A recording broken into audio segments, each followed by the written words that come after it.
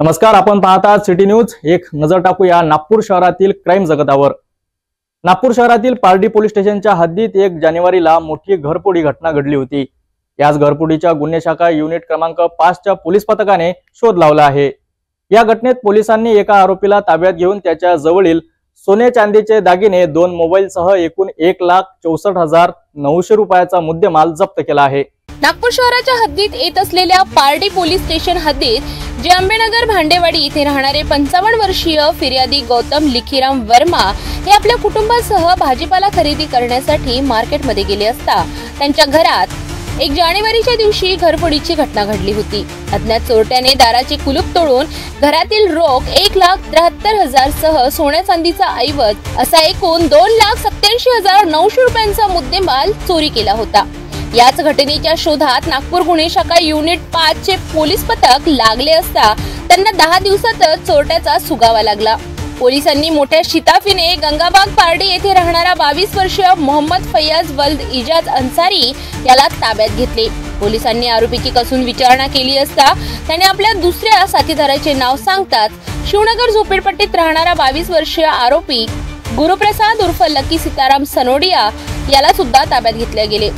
दोन्ही आरोपी जवळील सोन्या चांदीचे दागिने, 2 मोबाईल असा एकूण 1,64,900 रुपयांचा मुद्देमाल पोलिसांनी जप्त केला। जे पारडी पोलीस स्टेशनला एक घरफोडीचा गुन्हा दाखल होता 5/2025। याच्यामध्ये फिर्यादी होते गौतम लिखीराम शर्मा यांच्याकडे ही घटना झाली होती। त्या घटनेमध्ये सोन्या चांदीचे दागिने आणि नगदी पैसे असा त्यांचा तो मुद्देमाल चोरीस गेला होता। जवळजवळ मला वाटते 1,73,000 काहीतरी नगदी होती आणि सोन्या चांदीचे दागिने होते, ज्याच्यामध्ये 27 किलो चांदी होती आणि 14-15 ग्रॅम काहीतरी सोन्याचे दागिने होते, 2 मंगळसूत्र। तर याच्यामध्ये आम्ही याच्या आधीच फुटेज वगैरे पाहिलं होतं आणि फुटेज पाहून एक आरोपी आम्हाला एक साधारणतः गुन्हा दाखल झाल्यानंतर लगेच निष्पन्न झाला होता, पण तो आरोपी घरी भेटत नव्हता। त्याच्यानंतर तो काल आरोपी आमच्या इथले जे अंमलदार आहे दीपक बावनकर, पारडीलाच राहणार आहे, त्यांना तो दिसला काल आणि त्यांनी त्याला ताब्यात घेतलं। त्या आरोपीचं नाव होतं गुरुप्रसाद उर्फ लकी सीताराम सनोडिया, वय 22 वर्ष। हा शिवनगर झोपडपट्टी लाल शाळेजवळ भांडेवाडी पारडीला राहतो। त्याला ताब्यात घेतलं, त्यांनी गुन्ह्याची कबुली दिली आणि सांगितलं का हा गुन्हा त्यांनी जो दुसरा आरोपी आहे मोहम्मद फैयाज वल्द इजाज अन्सारी, वय 22 वर्ष, हा जो गंगाबाग पार्टीला राहतो त्याच्यासोबत मिळून हा गुन्हा केला आहे। त्याला सुद्धा आपण ताब्यात घेतला आणि त्यांच्याकडून आपण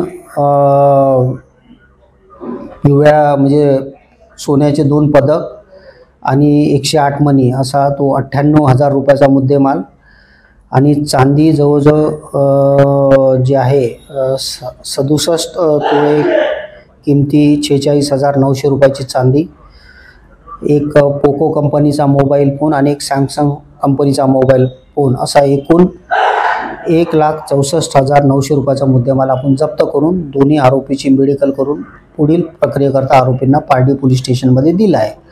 आता या दोन्ही आरोपीचा जुना रेकॉर्ड आहे। दोन्ही आरोपी विरुद्ध घरफोडीचे 2-3 गुन्हे आहे। हा फैयाज आहे, याच्यावर एक 302 सुद्धा आहे, नाबालिग असताना तो। तर यांचा रेकॉर्ड आहे दोन्ही आरोपीचा।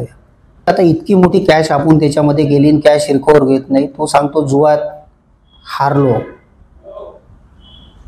तर काय चेन मस्ती करणे, मेहनत करण्याची काही इच्छा नसणे आणि त्याच्यासाठीच हे सर्व प्रकार करतात। या कामगिरीच्या मागे मी जसं सांगितलं पोलीस नाईक दीपक बावनकर, पोलीस हवालदार रुपेश नानवटकर, पोलीस नाईक शेरा भगत, पोलीस हवालदार राजेश टाकळकर हे मेनली या कामामध्ये इन्व्हॉल्व होते। नागपूर शहरातील गुन्हे शाखा युनिट 5 च्या पोलीस पथकाने मोठी कामगिरी बजावली। पारडी पोलीस स्टेशनच्या हद्दीत 1 जानेवारीच्या दिवशी घडलेली घरफोडीचा तपास लावून तात्काळ एकाला ताब्यात घेतले आहेत। पोलीस पथकाने आरोपीकडून लाखोचे मुद्देमाल जप्त केला आहे।